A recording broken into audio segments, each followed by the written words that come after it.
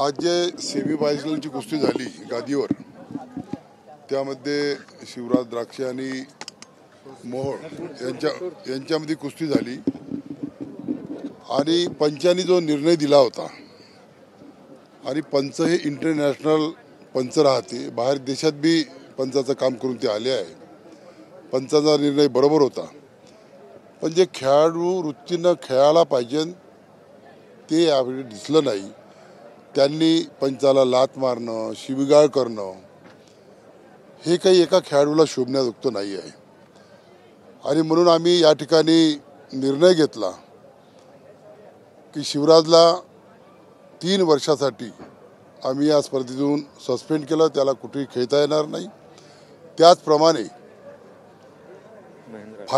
फायनलमध्ये महेंद्र गायकवाड आणि मोहोळ यांच्यामध्ये जी कुस्ती झाली होती, त्यांनी कुस्ती खेळत असताना हाफ टाईममध्ये पंचासोबत वाद केला, शिवीगाळ केली, आमच्या कार्याध्यक्षाला सुद्धा अरेरावीची भाषा वापरली.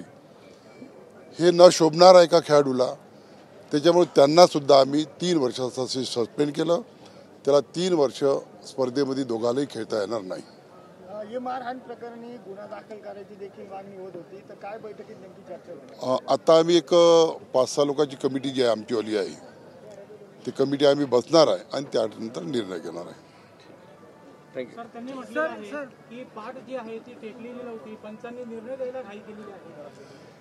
पंच हे इंटरनॅशनल पंच आहे आणि कोणत्याही स्पर्धेमध्ये राहा, कुस्ती असो कोणती स्पर्धा असो, आखरी पंच हा निर्णय, पंच काही कोणाचा राहत नाही, पंच हा परमेश्वर राहते.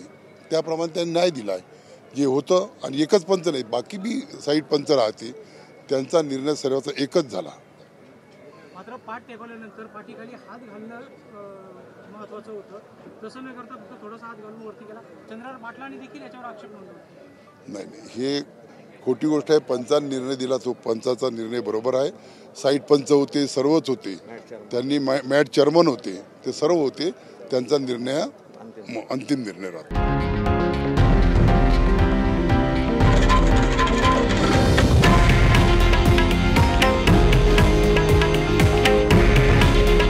हे आहे देशातील नंबर 1 न्यूज नेटवर्क आणि आपण पाहत आहात TV9 मराठी. काळजी तुमची, हित महाराष्ट्राचं.